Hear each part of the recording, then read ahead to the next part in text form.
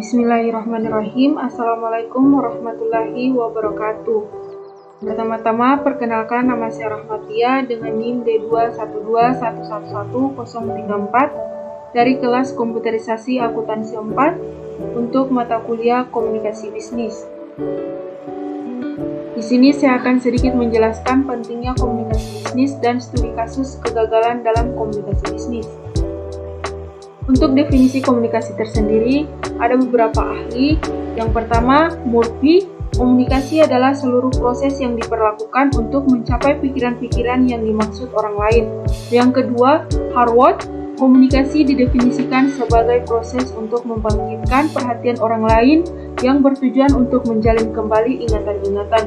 Yang ketiga, Hofland. Komunikasi merupakan proses di mana seseorang komunikator mengirimkan stimuli, biasanya dengan simbol-simbol variabel, untuk mengubah perilaku orang lain atau komunikan. Yang selanjutnya, pengertian komunikasi. Komunikasi adalah proses kegiatan, pengoperan, penyampaian, serta warta berita informasi yang mengandung arti dari satu pihak kepada pihak lainnya dalam usaha mendapatkan saling pengertian. Komunikasi bisnis. Komunikasi bisnis adalah komunikasi yang digunakan dalam dunia bisnis yang mencakup berbagai macam bentuk komunikasi, baik verbal maupun non-verbal, untuk mencapai tujuan tertentu. Selanjutnya, proses komunikasi bisnis menurut Bob dan Thiel. Yang pertama, mengirim. Pengirim mempunyai suatu ide atau gagasan. Yang kedua, ide diubah menjadi suatu pesan dan pemindahan pesan. Yang ketiga, penerima menerima pesan. Yang keempat, penerima memberi tanggapan dan mengirim umpan balik kepada pengirim. Yang berikutnya, bentuk dasar komunikasi bisnis. Menulis 9%, untuk membaca 16%, berbicara 30%, dan mendengar 45%. Contoh kasus kegagalan dalam komunikasi bisnis. Permasalahan seperti yang sudah diketahui, struktur organisasi harusnya berjenjang. Namun, proses komunikasi antar bawahan dengan atasan sudah menyalahi aturan tersebut. Dalam kasus ini, kepala departemen berulang kali melapor langsung kepada direktur utama jika ingin meminta hal-hal penting tertentu. Padahal seharusnya kepala departemen bertanggung jawab langsung kepada wakil direktur sebagai atasannya. Mengapa bisa terjadi hal semacam itu?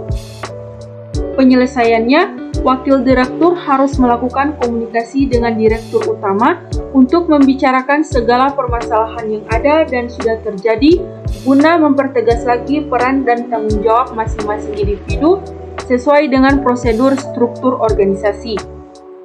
Dalam hal ini, kepemimpinan direktur utama sangat kurang, karena direktur utama seharusnya tidak bisa memberikan instruksi kepada kepala departemen. Semua masalah yang ada di departemennya harus dikomunikasikan kepada wakil direktur, sehingga dia memiliki tanggung jawab untuk memecahkan masalah terlebih dahulu. Jika masalahnya tidak selesai atau terlalu rumit, wakil direktur bisa meminta bantuan direktur utama. Namun apabila penanggung jawab departemen berkomunikasi langsung dengan direktur utama, hal ini akan sangat tidak efisien dan malah terkesan menyalahgunakan wewenangnya. Memperbaiki dan meningkatkan nilai-nilai yang dipegang oleh seluruh individu dalam perusahaan. Hal ini bertujuan agar individu dalam organisasi memiliki sikap saling menghormati dan berperilaku tanpa rasa senioritas. Karena kualifikasi akan membuat individu lebih mementingkan kepentingannya sendiri. Karena komunikasi bisnis dalam organisasi memegang peranan yang sangat penting dalam mencapai keberhasilan seluruh organisasi. Sekian yang bisa saya jelaskan. Wassalamualaikum warahmatullahi wabarakatuh.